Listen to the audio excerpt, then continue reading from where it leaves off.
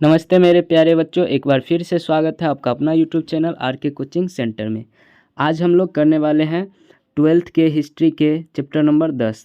इससे पहले मैंने 9 चैप्टर का वीडियो बना दिया है। अगर आप वो नहीं देखे हैं तो जा कर के एक बार प्लेलिस्ट में चेक कर लीजिए, ठीक है। आपको निश्चित ही फ़ायदा होगा बिहार बोर्ड के लिए, ठीक है। चलिए, तो आज का पहला क्वेश्चन क्या है आपका? अस्थाई बंदोबस्त जुड़ा था, किससे जुड़ा था बताइए, कौन सा? ऑप्शन ए में है वॉरेन हेस्टिंग्स, वेलेस्ली। चलिए, ऑप्शन में नहीं पढ़ूंगा। इसका सही जवाब क्या हो जाएंगे आपका? ऑप्शन सी, कॉर्नवालिस से। अस्थाई बंदोबस्त किससे जुड़ा हुआ था? तो ये जुड़ा हुआ था कॉर्नवालिस से। तो ऑप्शन सी चले जाएंगे यहाँ पे, बिल्कुल सही जवाब। चलिए, नेक्स्ट क्वेश्चन क्या है कि संथाल विद्रोह का नेतृत्व किया। 4 ऑप्शन है आपके सामने। ये क्वेश्चन बहुत बार पूछा गया है बिहार बोर्ड के एग्जाम में।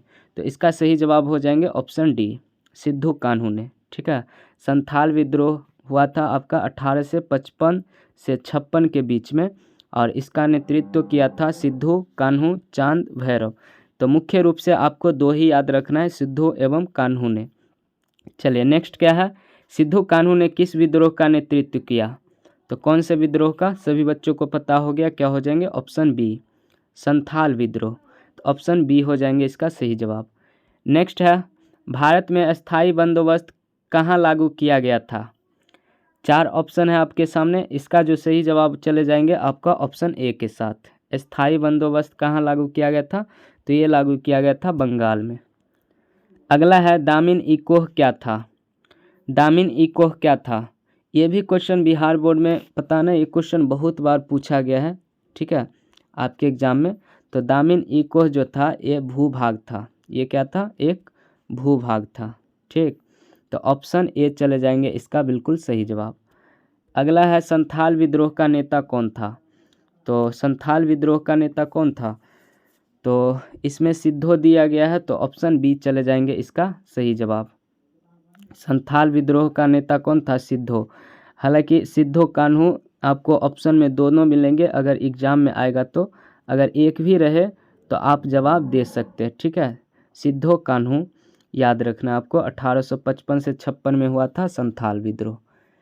अगला है, संथाल विद्रोह कब हुआ? चलिए, आ गया ये क्वेश्चन, तो क्या हो जाएंगे इसका सही जवाब? ऑप्शन ए, यानी कि 1855 दिया है, तो 1855 में। तो पहले आपको 1855 ही याद रखना है। अगर गलती से 1855 ऑप्शन में नहीं रहे, तब अगर 1856 रहे ऑप्शन में, तब आप जवाब दे सकते हैं 1856। अगर दोनों ही रहे ऑप्शन में तो आपको टिक करना है 1855। अगला क्या है, ईस्ट इंडिया कंपनी की स्थापना कब हुई? ये भी बहुत अच्छा क्वेश्चन है और पूछा गया आपके बोर्ड एग्जाम में। तो इसका सही जवाब चले जाएंगे ऑप्शन ए के साथ। पूरी 1600 ईस्वी में हुई थी ईस्ट इंडिया कंपनी की स्थापना। नेक्स्ट है, स्थायी बंदोबस्त कहाँ लागू किया गया? चलिए, फिर से आ गया ये क्वेश्चन शायद। तो इसका सही जवाब चले जाएंगे बंगाल में, ठीक है। अस्थाई बंदोबस्त बंगाल में लागू हुआ था। अगला है, संथाल विद्रोह का नेता कौन था? देखिए कितना इंपॉर्टेंट क्वेश्चन है, बार बार आ रहा है। तो सिद्धो कान्हू याद रखना है, ठीक। अगला है, कॉर्नवालिस का यहाँ पे कोड होगा। कॉर्नवालिस कोड बना कब बना बतलाइए? कॉर्नवालिस कोड कब बना था? तो इसका सही जवाब हो जाएंगे ऑप्शन डी, 1793 में। 1793 में, ऑप्शन डी। अब नेक्स्ट क्या है, राजमहल की पहाड़ियों में मुख्यतया जो लोग रहे थे वे थे, कौन थे बतलाइए? तो ऑप्शन ए चले जाएंगे यहाँ पे, पहाड़िया और संथाल लोग। पहाड़िया और संथाल लोग, और यही संथाल लोग जो थे ये राजमहल के आसपास रहते थे। इन्होंने ही संथाल विद्रोह किया था, ठीक। चलिए, अगला क्या है, कंपनी काल में अक्सर शक्तिशाली जमींदारों के लिए जो शब्द प्रयोग किया जाता था वह था। तो कंपनी काल में, मतलब जिस समय कंपनी का समय था उस समय अक्सर शक्तिशाली जमींदारों के लिए जो शब्द प्रयोग किया जाता था वह शब्द क्या होते थे?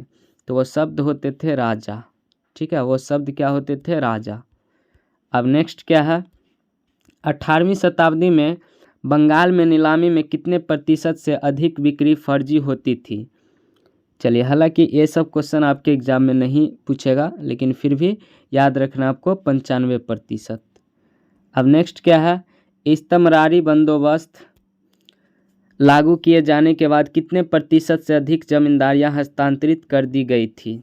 ये भी क्वेश्चन आपके एग्जाम में नहीं आएगा, याद रखिएगा 75%।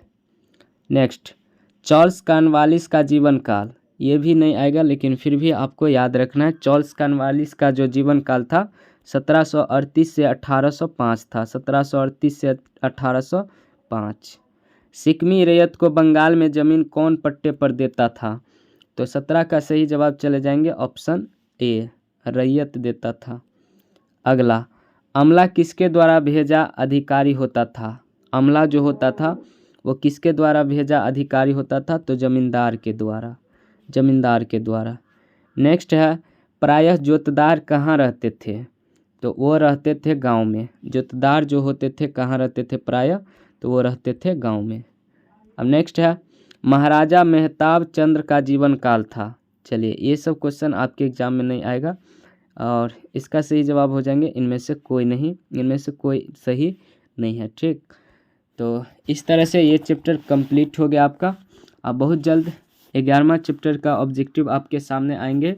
ऐसे ही मेरे चैनल से जुड़े रहिए और अपनी तैयारी और मजबूत बनाइए। ठीक है, तो फिर से मिलेंगे अगले वीडियो में, तब तक के लिए बाय बाय, टेक केयर।